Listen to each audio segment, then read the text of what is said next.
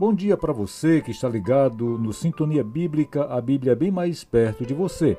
Esta é a Rádio Logos FM, frequência 91.3. Está no ar o seu programa dominical favorito. Muito obrigado por sua audiência, por sua participação pelo WhatsApp. Aproveite e já anote o número DDD 85 99962 0075 99962 0075.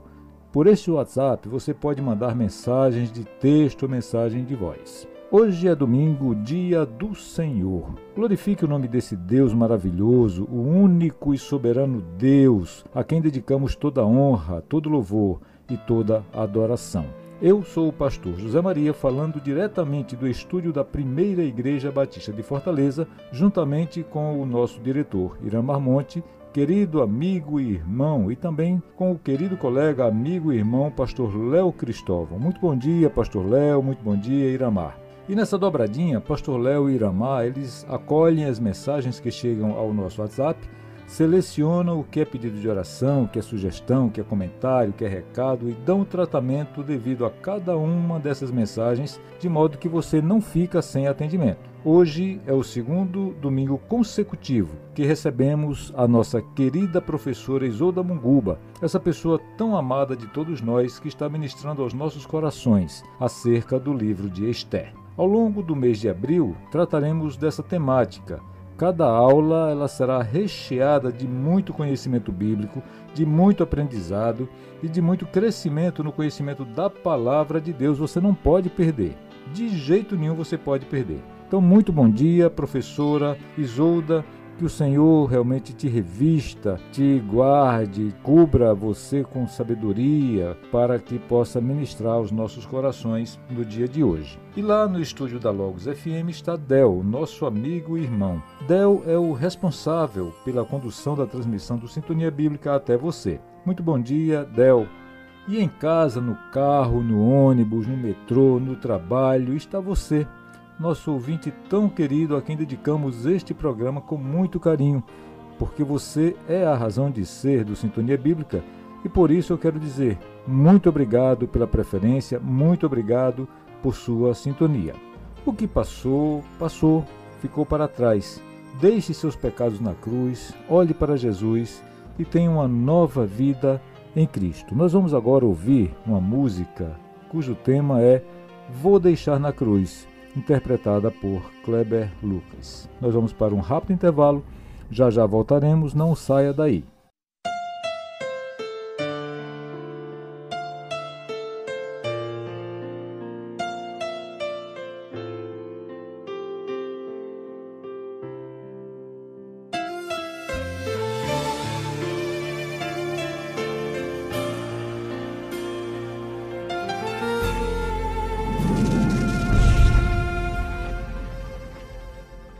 Sua morte ali na cruz, carregando a minha dor, você se expôs por mim, se entregou em meu lugar e me deu uma nova chance. Eu vou recomeçar. Vou deixar na cruz tudo que passou, que ficou pra trás. Olho pra você, corro pra você, seu amor me chama. Sua morte ali na cruz, carregando a minha dor, você se expôs por mim, se entregou em meu lugar e me deu uma nova chance. Eu vou recomeçar. Vou deixar na cruz tudo que passou, tudo que ficou pra trás. Olho pra você, corro pra você, o seu amor me chama.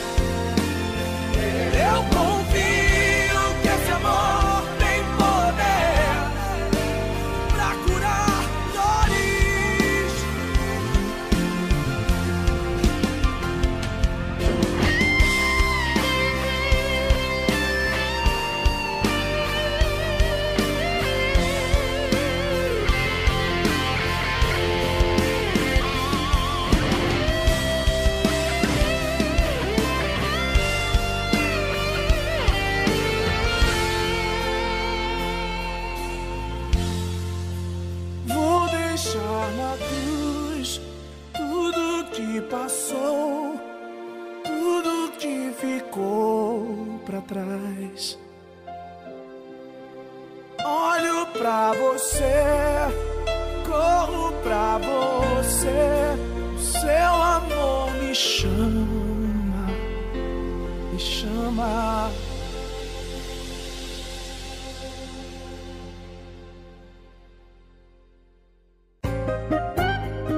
Programa Sintonia Bíblica. A Bíblia bem mais perto de você. Apresentação: Pastor José Maria de Moura.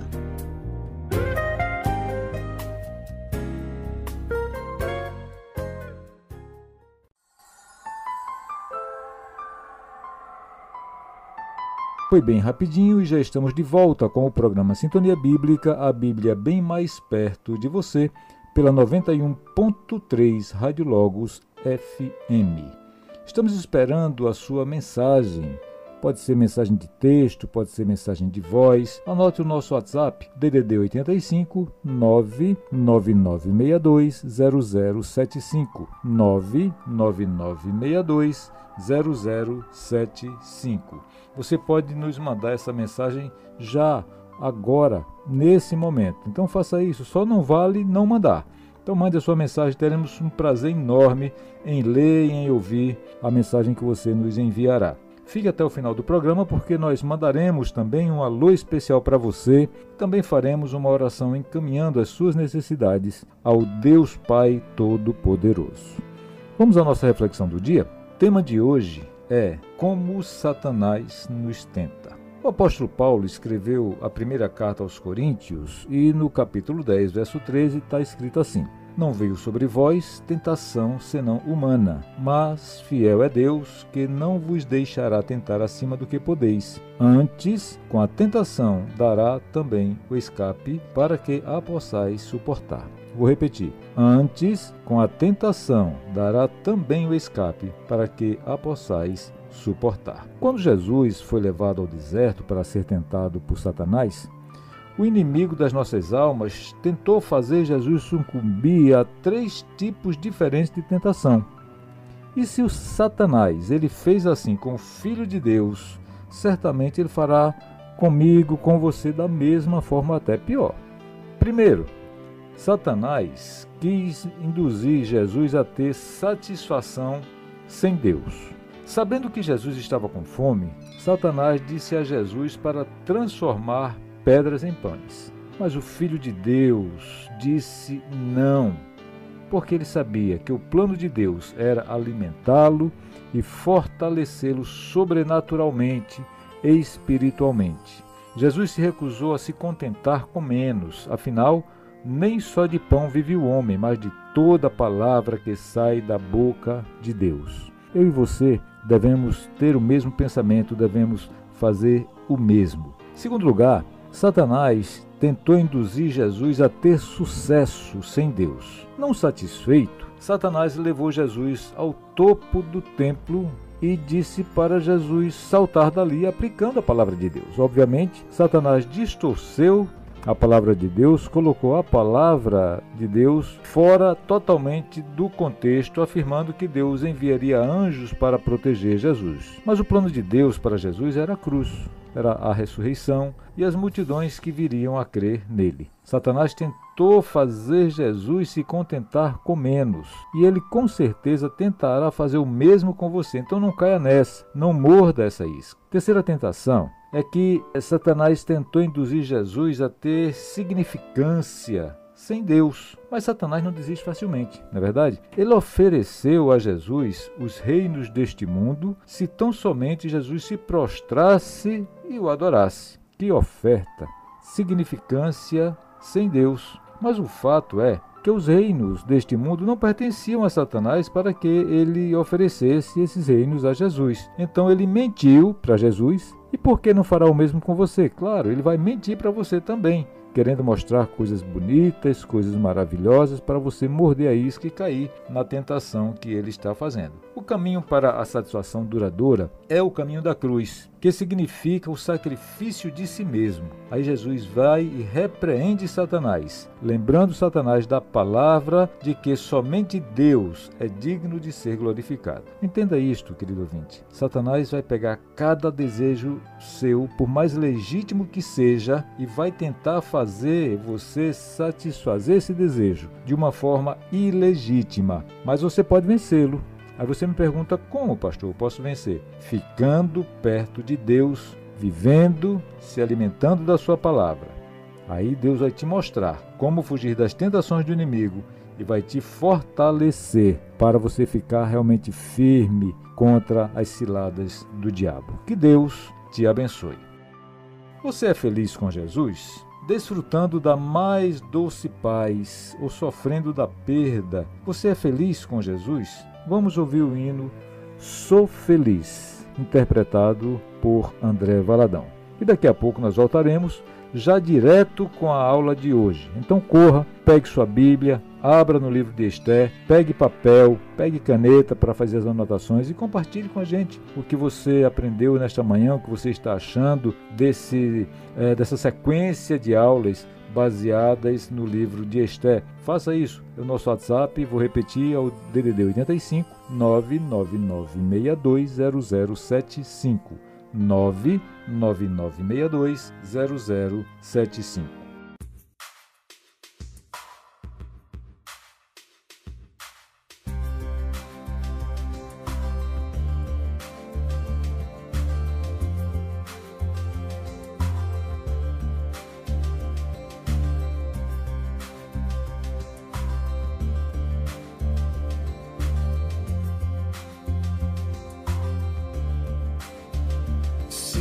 Paz a mais doce me deres gozar, se dor a mais forte sofrer,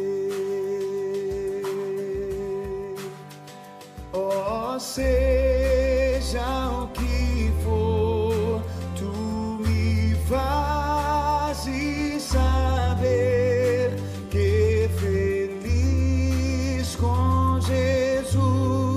sempre sou.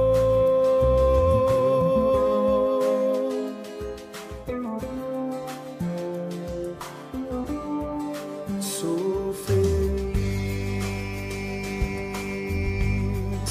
com Jesus. Sou feliz com Jesus, meu Senhor.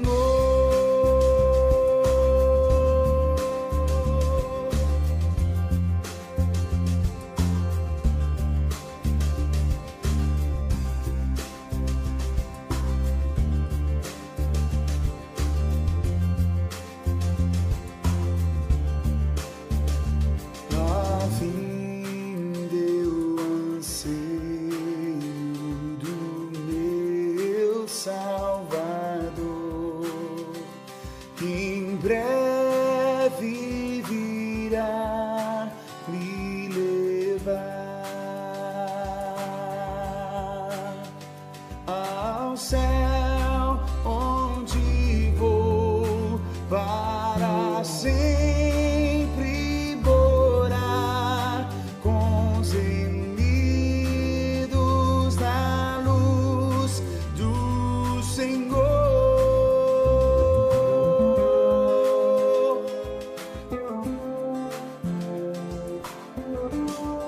Sou feliz com Jesus.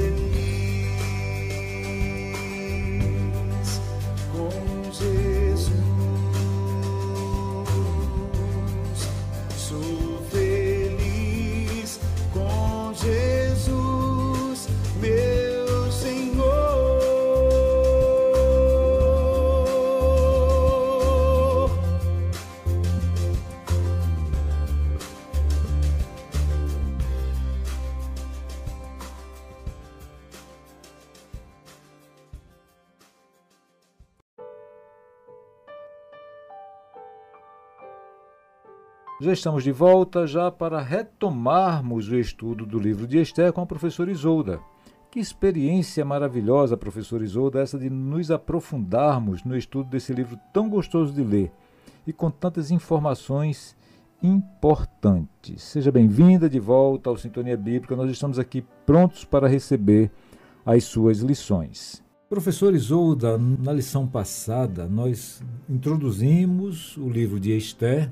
Sim. Falamos sobre os seus personagens, vimos a deposição da rainha Vasti, em razão daquela festa que o rei Xerxes deu e que a convidou para ir lá na festa e ela não quis, ela se recusou e por isso foi deposta. Quis mostrar a beleza dela, usando a coroa real, né? Pois é. Aí veio o concurso de beleza. Virá agora o concurso de beleza. Ainda virá, é verdade. Ainda virá o concurso de beleza. As meninas foram já selecionadas. De acordo com o historiador Joséfo, tinham umas 400 moças participando. Pois é. Então, vamos dar sequência agora a partir do momento em que a Esther entra em cena. E aquele eunuco, Hegai, foi realmente muito simpático com ela, gostou demais da Esther e botou 7 moças à disposição dela para que cuidassem da sua beleza. Então, a partir daqui, agora a gente vai dar sequência. Sim.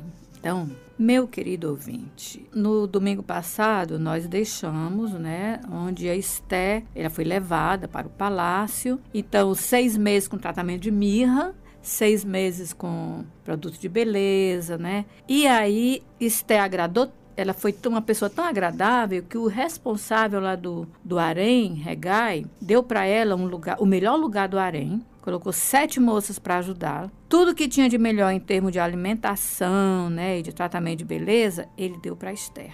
Então, ele investiu nessa moça porque ele viu que ela tinha potencial. Então, algumas informações sobre Esther. Ela era judia. Então, ela fazia parte do povo de Deus, que tinha escolhido ficar na Pérsia em vez de voltar para a Babilônia, Só um pouquinho. Ela era judia, mas tinha aquele caba ruim pra caramba, que ele era antissemita. Que vai aparecer daqui a pouco, Daqui a pouco a gente vai ver, mas já posso adiantar que poucas pessoas sabiam que ela era judia. Certo. Muito poucas pessoas. A Pérsia era um império de muitos deuses, era politeísta, mas Esther era monoteísta, ela só adorava ao Deus verdadeiro. Imagina, pastor, 400 moças, todas querendo ser a rainha, Então a competição devia ser enorme. Então o ambiente ali devia ser de inveja, Uma olhava para a outra e dizia, ela é bonita, mas ela tem esse defeitinho aí. Então cada uma queria se valorizar mais para que ela fosse notada e não a outra, Então devia ser um ambiente assim não muito bom, muito egoísmo, Muita inveja, muita gente querendo puxar o tapete. Com certeza. Então, uma moça que estivesse lá e que tratasse bem a todos, e tivesse um bom procedimento, que não fosse egoísta, com certeza ela ia chamar a atenção. E Esther devia ser uma pessoa assim, E foi exatamente isso que fez com que o Hegai tivesse a atenção voltada para ela. Ele decidiu favorecê-la. Só aí a gente já vê a mão de Deus, Deus favorecendo para que ele... É o sujeito oculto agindo aqui. Agora, no versículo 10, 11, a gente vai ver...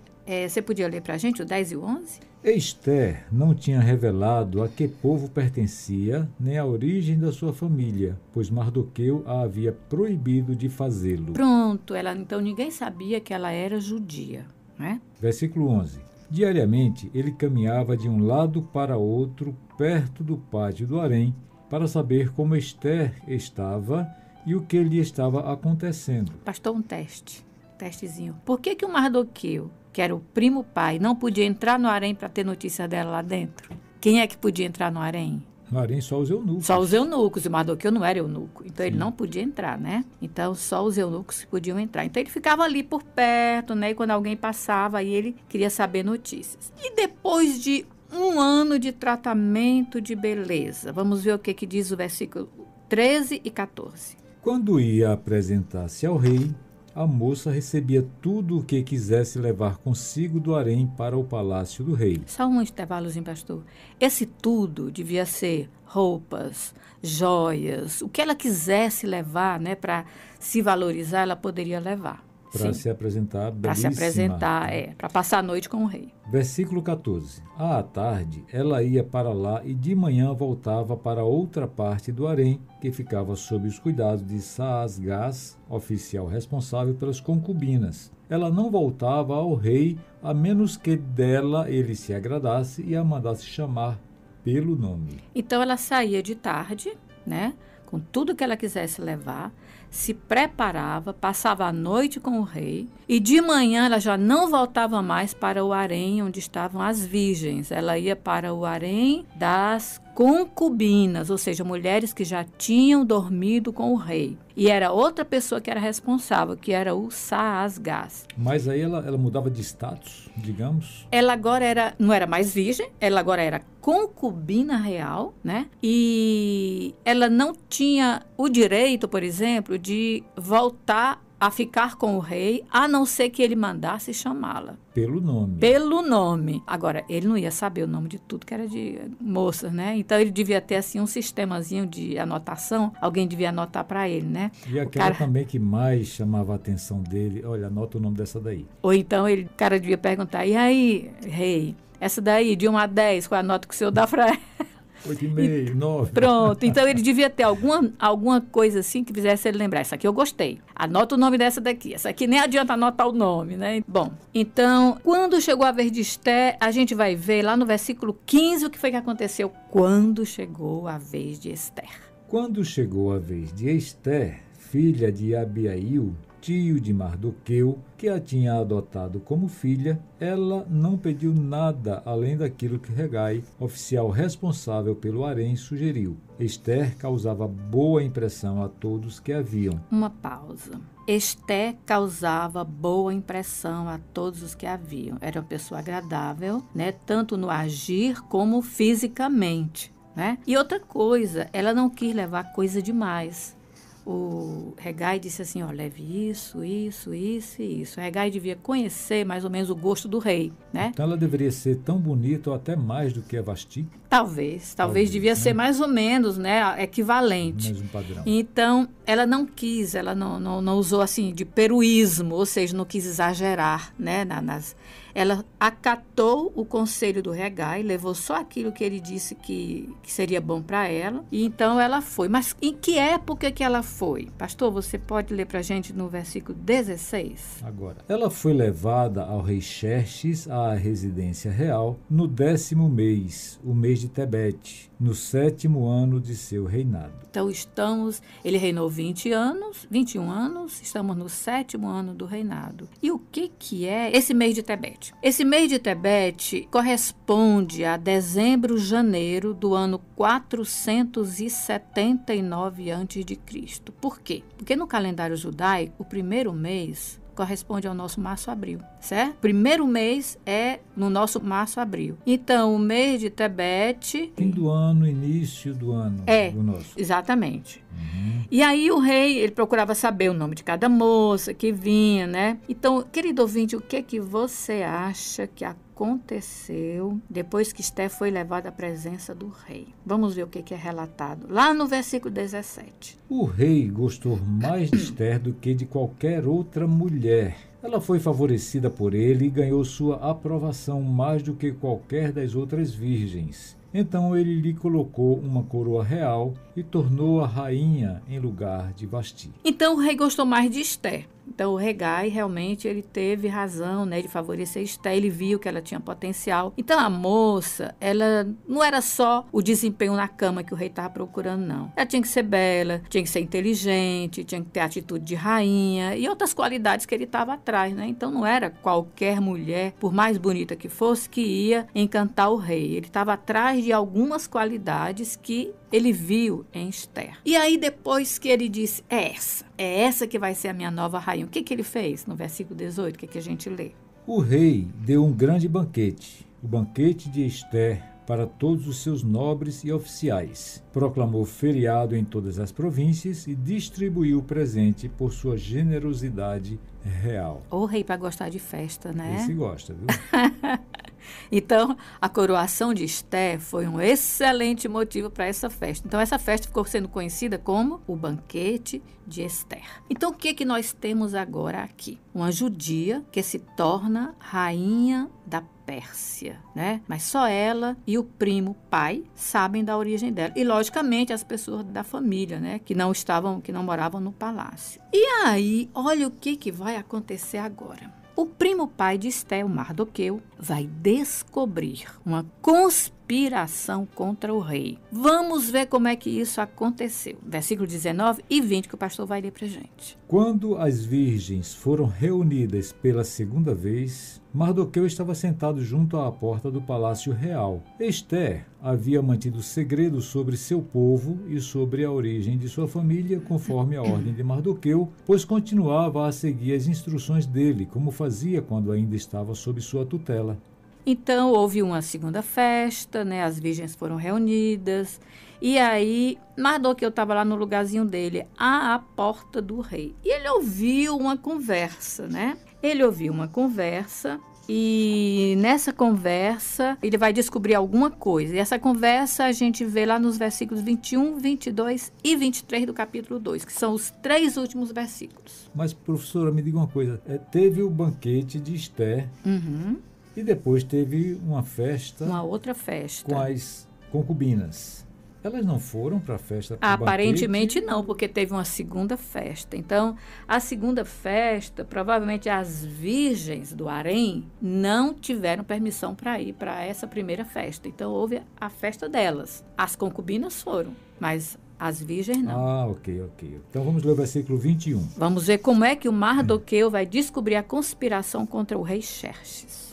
Um dia, quando Mardoqueu estava sentado junto à porta do palácio real, Bigtã e Teres, 2 dos oficiais do rei que guardavam a entrada, estavam indignados e conspiravam para assassinar o rei Xerxes. Coisa séria, hein? Mardoqueu, porém, descobriu o plano e o contou à rainha Ester, que por sua vez passou a informação ao rei em nome de Mardoqueu. Depois de investigada a informação e descobrindo-se que era verdadeira, os 2 oficiais foram enforcados. Tudo isso foi escrito nos registros históricos na presença do rei. Tudo aqui é informação importante. Mardoqueu descobriu uma conspiração, ele contou para Ester, Ester contou para o rei e houve uma investigação, foi descoberto que aquilo era verdadeiro, havia realmente uma conspiração e isso foi escrito nos registros históricos, que Mardoqueu tinha descoberto uma conspiração contra o rei. Me chama a atenção aqui o proceder de Ester, agora na relação familiar entre ela e Mardoqueu, né? Ela continuou submissa às ordens dele, né? Não declinando quem ela era, qual era a origem da sua família. E também nesse instante em que Mardoqueu descobre essa conspiração, ela dá a notícia para o rei Xerxes. Ester dá a notícia, porque o Mardoqueu falou para ela. E ela falou para o rei. Só que ela não disse assim, olha, eu fiquei sabendo. Não. Eu ouvi dizer, não, era Mardoqueu falou, ela nominou justamente quem deu a notícia, né? Ela não disse que era o primo pai dela. Mardoqueu descobriu uma conspiração para lhe assassinar, né? Muito bem, então aí terminou o capítulo 2, né? Vamos agora para o capítulo 3. Pastor, alguém que descobre uma conspiração contra o rei devia ser recompensado, né? Com certeza que sim. Pois olha, não teve nenhuma recompensa para o Mardoqueu, nadinha de nada, né? E como é que começa o capítulo 3? O capítulo 3, no versículo 1, coloca em cena o vilão da história. Pode ler pra gente?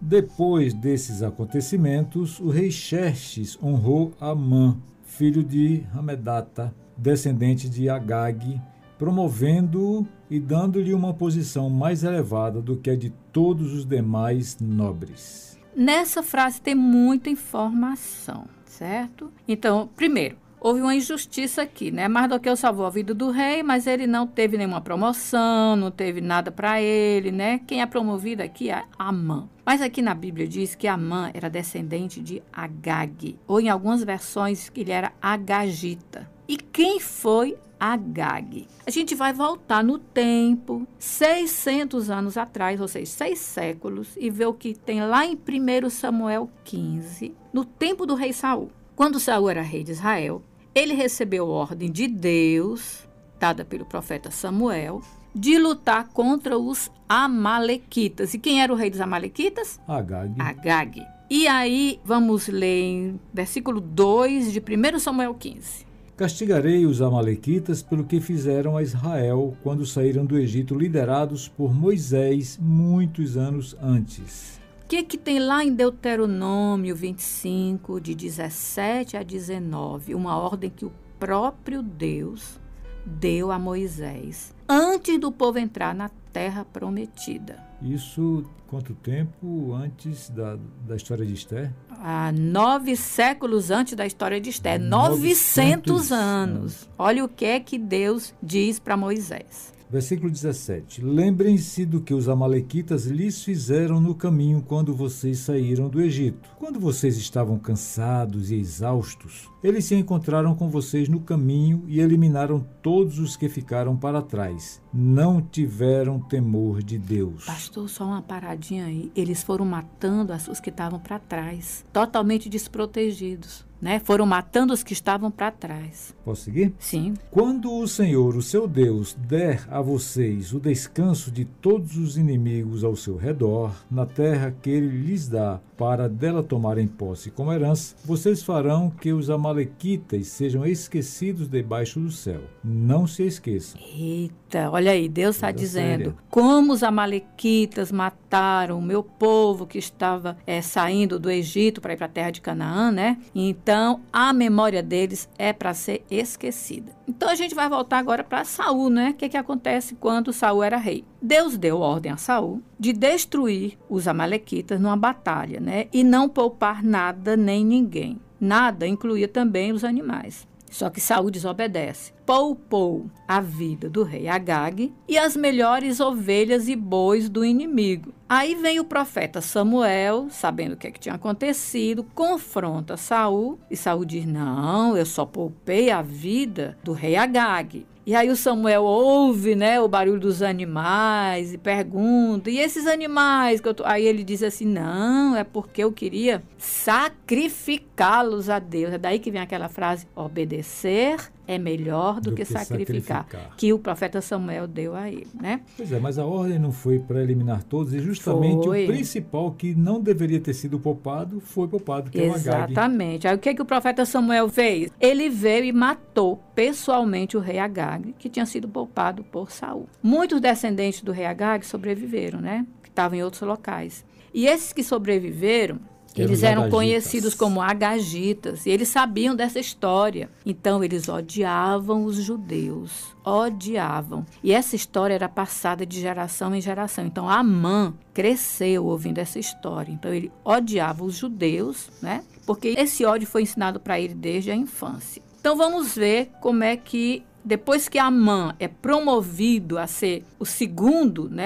em importância, o primeiro era Xerxes, 01, o segundo, Xerxes, 02 Amã. Então, o que diz agora no versículo 2 e no versículo 3? Todos os oficiais do palácio real curvavam-se e prostravam-se diante de Amã, conforme as ordens do rei. Mardoqueu, porém, não se curvava nem se prostrava diante dele. Dia após dia, eles lhe falavam, mas ele não lhes dava atenção e dizia que era judeu. Então contaram tudo a Amã para ver se o comportamento de Mardoqueu seria tolerado. Então Mardoqueu se declarou judeu mesmo. Ele falava abertamente, eu sou judeu. Só que proibiu Esther de falar que era judia. Exatamente. Então, todos os oficiais se curvavam, se prostravam. E o Mardoqueu ficava lá do mesmo jeito, pessoal? Mardoqueu, cara, tu tem que se prostrar. Esse homem é o segundo mais importante. Aí ele, eu sou judeu. O que é que isso queria dizer? Eu só me prostro diante de Deus, Eu só me prostro diante de Deus. E os homens,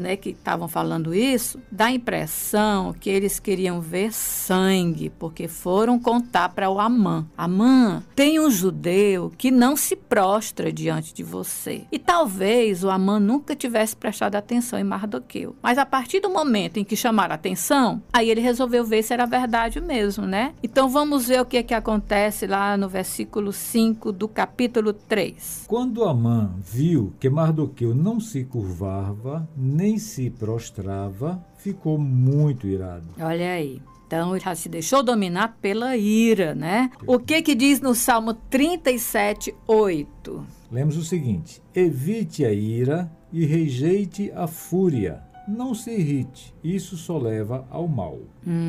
Isso é um conselho bíblico, né? Que Muito bem. justamente Amã não seguiu esse conselho. De jeito nenhum. Ele ficou furioso, né? Ficou irado. E aí no versículo 6, o que é que ele descobre? Contudo, sabendo quem era o povo de Mardoqueu, achou que não bastava matá-lo. Em vez disso, Amã procurou uma forma de exterminar todos os judeus, o povo de Mardoqueu, em todo o império de Xerxes. Olha só, meu querido ouvinte, uma coisa que começou com preconceito, evoluiu para ira, depois para o ódio e agora desejo de matar. Mas o pior não é isso. Ele não ia ficar satisfeito só em matar Mardoqueu. Ele queria literalmente acabar com a raça de Mardoqueu, ou seja, matar todos os judeus. Ou seja, ele queria fazer o que Deus determinou para Saul ter feito com relação com o povo aos dele. Agagitas, exatamente. Ele queria fazer agora com os judeus. Pois é. Então, esse ódio foi para proporções assim impressionantes, né? E então agora ele vai querer exterminar os judeus, cometer genocídio por causa do ódio que ele tem com um homem que era judeu. Então, o que diz lá no versículo 7? No primeiro mês do 12º ano do reinado do rei Xerxes... Só um instantinho, pastor. 12º ano. Esté foi levada ao rei no 7º ano. Aqui são 5 anos depois, então Esté é rainha, já faz 5 anos que ela é rainha, né? Pode começar de novo a leitura desse... No primeiro mês do 12º ano do reinado do rei Xerxes, no mês de Nissan, lançaram o pur, isto é, a sorte, na presença de Amã, a fim de escolher um dia e um mês para executar o plano. E foi sorteado o 12º mês, o mês de Adar. Esse mês onde houve o sorteio corresponde ao nosso março-abril.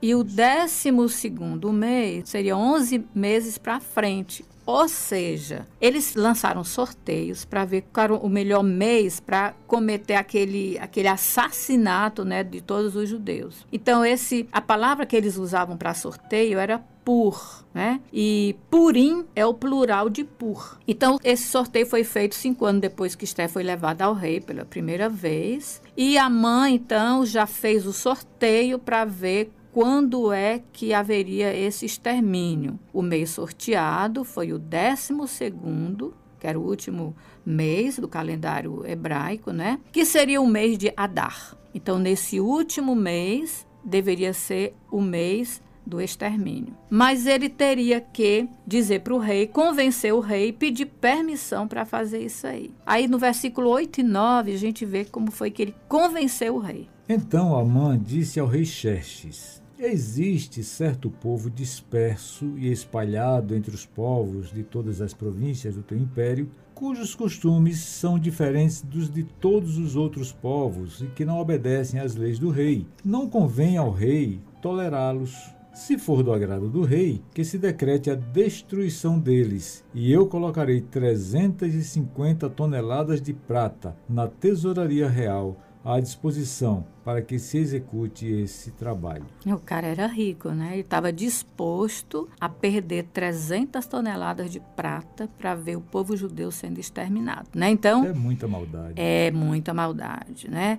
E ele esperava receber isso aí de volta, saqueando as casas e os comércios dos judeus depois, né? Então, ele só contou para o rei uma parte da história. Ele não falou sobre o preconceito dele, sobre o ódio dele, não falou sobre o verdadeiro motivo, né? Então, ele só contou a parte que, para o rei achar que realmente havia um problema que deveria ser resolvido. E Xerxes também não se aprofundou para saber efetivamente o que era isso. Pois é, Xerxes confiou. Xerxes simplesmente confiou no Amã. Continuando a leitura no versículo 10. Em vista disso, o rei tirou seu anel-selo do dedo e deu-o a Amã, o inimigo dos judeus, filho de Amedata, descendente de Agag, e lhe disse: fique com a prata e faça com o povo o que você achar melhor. Poxa, mas... Ele delegou mesmo, né? Tanto é que deu anel. Carta branca. Então, Amã deve ter ficado muito feliz, né? Estava com a faca e o queijo na mão. E o rei disse, olha... O rei até dispensou de pagar a prata. Dispensou, pois é. Ele não ia precisar desembolsar as 350 toneladas de prata. Os recursos sairiam do Tesouro Real. Ganhou o anel selo, que todos os documentos reais tinham selo, né? Botavam cera e era marcado com o selo do rei, né? Que estava no anel dele. Ganhou esse anel selo, então as portas estavam abertas para ele executar o plano de exterminar todos os judeus que viviam no império do rei Xerxes. Então ele pôs o plano em execução, que é o que a gente vai ver no versículo 12, 13 e 14. Assim, no 13º dia do primeiro mês, os secretários do rei foram convocados. Amã ordenou que escrevessem cartas na língua e na escrita de cada povo aos sátrapas do rei, aos governadores das várias províncias e aos chefes de cada povo. Tudo foi escrito em nome do rei Xerxes e selado com o seu anel. As cartas foram enviadas por mensageiros a todas as províncias do império com a ordem de exterminar e aniquilar completamente todos os judeus, jovens e idosos, mulheres e crianças num único dia, o 13º dia do 12º mês, o mês de Adar, e de saquear os seus bens. Ou seja, como se não bastasse matar, ainda iam levar os bens. Levar os bens. Então seria no dia 13 do último mês, né? Seria o dia escolhido. Isso. Versículo 14. Uma cópia do decreto deveria ser publicada como lei em cada província e levada ao conhecimento do povo de cada nação, a fim de que estivessem prontos para aquele dia. Prontos para matar todos os judeus que eles conhecessem, né? Quem fosse judeu já estava com os dias contados, né? Ou seja, do jeito que foi feito, Amã, ele selava todas as coisas com o selo real. No nome do rei. Pois é, tudo que saía, que era produzido por Amã, era como se o Xerxes tivesse feito. Exatamente. E o versículo 15? Por ordem do rei, os mensageiros saíram às pressas e o decreto foi publicado na cidadela de Suzã. O rei e Amã sentaram-se para beber, mas a cidade de Suzã estava em confusão. Olha aí, à medida que esse decreto foi sendo publicado, né, as pessoas iam lendo, iam sabendo, ficavam desesperadas. E o que o rei e o Amã estavam fazendo? Bebendo, comemorando, né? Amã estava muito satisfeito, porque o plano dele ia ser posto em execução. E o rei também, porque um grande problema que acontecia no império dele ia ser resolvido. Só que ele não sabia detalhes desse problema, né? Então, os secretários foram convocados no dia 13 do primeiro mês. A matança deveria ocorrer no dia 13 do 12º mês, 11 meses depois. Então, os judeus teriam o quê? 11 meses de vida, né? E alguns só seriam informados alguns meses depois, porque como era muito extenso o império, à medida que o decreto fosse chegando, eles iam tomando conhecimento. Então, todo mundo tinha data marcada para morrer. Eles não tinham mais motivo para fazer planos, plano de casamento, por exemplo, de sonhar com o futuro dos filhos. Tudo que eles tinham de plano deixou de ter importância, porque em menos de um ano eles iam ser exterminados. Coisa terrível, que coisa séria, né? Terrível, é.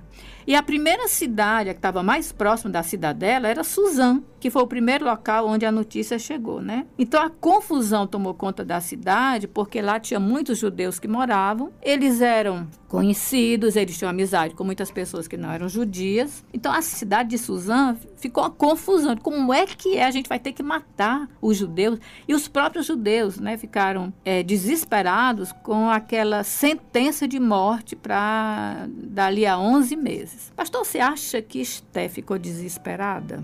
Mas sem dúvida, era o povo dela. Olha, pois por incrível que pareça, ela não estava sabendo de nada. O primeiro que soube foi o primo pai, Mardoqueu. Vamos ver a continuação do que acontece no capítulo 4. Temos tempo, pastor? Ainda temos tempo, sim. Vamos avançar um pouquinho. Então, o capítulo 4 começa com o versículo 1, a reação de Mardoqueu quando soube do decreto. Quando Mardoqueu soube de tudo o que tinha acontecido, rasgou as vestes, vestiu-se de pano de saco, cobriu-se de cinza e saiu pela cidade chorando amargamente em alta voz. Tudo aqui que ele fez é sinal de grande tristeza. Era a maneira como eles reagiam quando havia um desastre, uma catástrofe, né? Então, a pessoa rasgava as roupas, colocava um pano de saco, se cobria de cinza. E ele saiu chorando, mas chorando alto, muito alto. Então, no versículo 2, diz para onde é que ele foi. Foi até a porta do palácio real, mas não entrou, porque ninguém vestido de pano de saco tinha permissão de entrar. Pois é, naquela época, quem estava triste não podia demonstrar tristeza próximo de onde o rei morava, né? Por isso que ele foi para a porta do palácio real, mas ele não entrou. E o que acontecia em cada província onde chegava esse decreto, pastor? Lá no versículo 3 diz: Em cada província onde chegou o decreto com a ordem do rei, houve grande pranto entre os judeus, com jejum, choro e lamento. Muitos se deitavam em pano de saco e em cinza. Ora, não era para menos. Com certeza, Mardoqueu não foi o único, né, que mostrou sofrimento. E todo o império, todos os judeus, o tempo da alegria parou. Então, agora só pensava assim no dia da morte, né? Mas e Esther, ela ficou sabendo? Esther, vamos ver como foi que ela ficou sabendo. Esther agora, ela vivia naquela atmosfera lá, né, do harém, lá, super redoma, protegida, né? Pois é, uma atmosfera reclusa, né? O que aconteceu? Viram o que se passava, o pessoal que podia sair, viu o que se passava com Mardoqueu e foram contar para ela. Pastor, olha, versículos 4... Leia o 4, 5 e o 6, por favor. Quando as criadas de Esther e os oficiais responsáveis pelo harém lhe contaram o que se passava com Mardoqueu, ela ficou muito aflita e mandou-lhe roupas para que se vestisse e tirasse o pano de saco. Mas ele não quis aceitá-las. É porque ela não sabia, né? Ela achou, bom, ele deve estar triste com alguma coisa, né? Então eu vou mandar agora roupa para ele. Mas ela não sabia que o motivo era uma coisa assim, era uma catástrofe que ia acontecer, né? Ou será que ela sabia de alguma coisa, imaginava, mas como não podia entrar no Palácio Real... Ela não sabia. Não sabia, né? Ela não sabia. A prova é o que a gente vai ler agora, né? Versículo 5. Mas quem sabe então ela mandou aquelas roupas para ele poder entrar no Palácio Real, já que não podia entrar com panos de saco?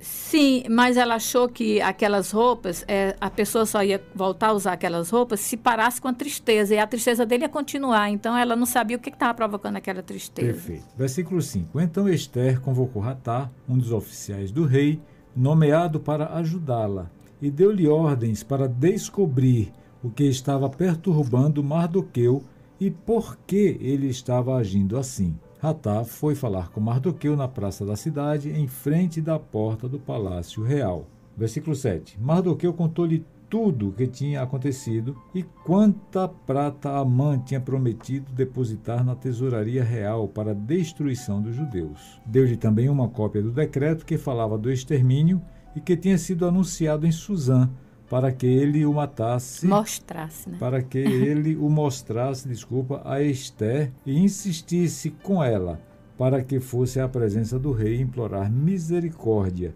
e interceder em favor do seu povo. Hatá retornou e relatou a Esther tudo o que Mardoqueu lhe tinha dito. Pronto, é só agora que a Esther fica sabendo por que é que o primo pai dela está tão desesperado. Chorando alto, vestido com pano de saco, cinza na cabeça, né, em demonstração de profunda tristeza e sofrimento. E aí o que Mardoqueu diz? Pede para ela fazer alguma coisa. O Mardoqueu pediu para ela ir à presença do rei, pedir misericórdia e interceder em favor do povo. Só que existe um grande problema. O rei era casado com a judia.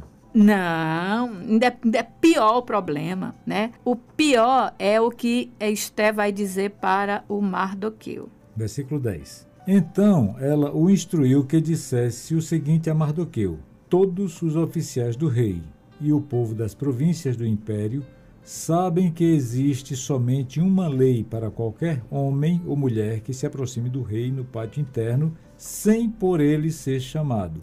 Será morto, a não ser que o rei estenda o cetro de ouro para a pessoa e lhe poupe a vida. E eu não sou chamada à presença do rei há mais de 30 dias. Fazia mais de 30 dias que o rei não convocava Esther para passar a noite com ele, né? E Naquela época, se alguém fosse lá se mostrasse, o rei visse a pessoa, é como se a pessoa dissesse, rei, quero falar com você, sem ter sido convocada. Então, se o rei não demonstrasse que a pessoa podia chegar perto, a pessoa era morta. Era arriscar o pescoço. Então, Esther mandou Atá dizer, Mardoqueu, o problema é esse. Ela não pode ir porque o rei não a convocou. E faz mais de 30 dias que ele não chama Esther. Que situação. Então, ela não vai poder ir. Aí, olha a resposta de Mardoqueu para Esther. Versículos 12, 13 e 14. Quando Mardoqueu recebeu a resposta de Esther, mandou dizer-lhe, não pense que pelo fato de estar no palácio do rei, você será a única entre os judeus que escapará, pois se você ficar calada nesta hora, socorro e livramento surgirão de outra parte para os judeus, mas você e a família do seu pai morrerão. Quem sabe se não foi para um momento como este que você chegou à posição de rainha. Olha aí. Olha aí, que coisa. Olha que maravilha. Quer dizer, maravilha assim, o que a gente tira aqui como lição, né? Essa resposta dele, quando ele diz assim, se você ficar calada, socorro e livramento surgirão de outra parte para os judeus. Demonstra que ele tinha fé. Fé em Deus. De que Deus ia fazer alguma coisa, né? E fé, inclusive, nos planos de Deus ter colocado Esther como rainha. Exatamente. E a resposta, exatamente isso, mostra a crença dele na providência divina. Ele diz, Esther, quem sabe, se não foi para essa situação agora, que Deus permitiu que você fosse rainha, para que você pudesse interceder em favor dos judeus, já que você é judia, né? Então, querido ouvinte, muitas vezes Deus nos coloca em determinada posição e às vezes nós somos a única pessoa que pode agir naquela posição, num determinado contexto. Então, no caso de Esther, ela recebeu essa resposta de Mardoqueu e aí ela estava agora na maior dúvida, né? O que ela ia fazer? Arriscar ou não arriscar sua própria cabeça em favor do seu povo. Então, vamos ver o que ela diz lá nos versículos 15 e 16. Esther mandou esta resposta a Mardoqueu. Vá reunir todos os judeus que estão em Suzã e jejuem em meu favor. Não comam nem bebam durante 3 dias e 3 noites. Eu e minhas criadas jejuaremos como vocês. Depois disso, irei ao rei, ainda que seja contra a lei. Se eu tiver que morrer, morrerei. Olha aí. Mardoqueu retirou-se e cumpriu todas as instruções de Esther. Aqui que a gente vê Deus como sujeito oculto também. A gente jejua, né, quando você quer pedir alguma coisa a Deus, você quer alguma coisa que é muito, que realmente você quer que Deus escute, que Deus esteja olhando para você, que aquilo depende do favorecimento de Deus, então você jejua para isso. Então Esther pediu que o povo jejuasse durante 3 dias e 3 noites. E ela falou com muita sabedoria, né? Porque ela não quis aqui, com essa ação, fugir dessa responsabilidade. Não fugiu. Muito pelo contrário, ela diz que ia, em outras linhas, que ia enfrentar isso, mas que precisava da providência de Deus, da orientação do Senhor, de como fazer e da proteção do pai.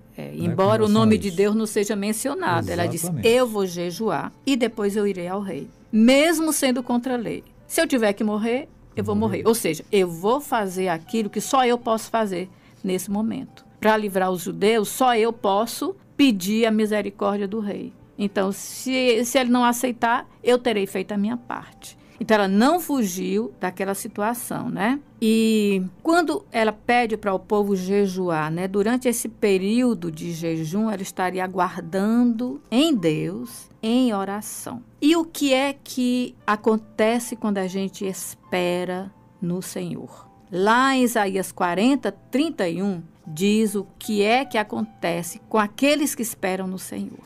Mas aqueles que esperam no Senhor renovam as suas forças, voam alto como águias, correm e não ficam exaustos, andam e não se cansam. Olha, aqui tem 4 coisas que acontecem quando a gente espera no Senhor, né? Renovam as forças, ou seja, ganham novas forças. Então, a nossa fraqueza vai sendo substituída pela força do Senhor.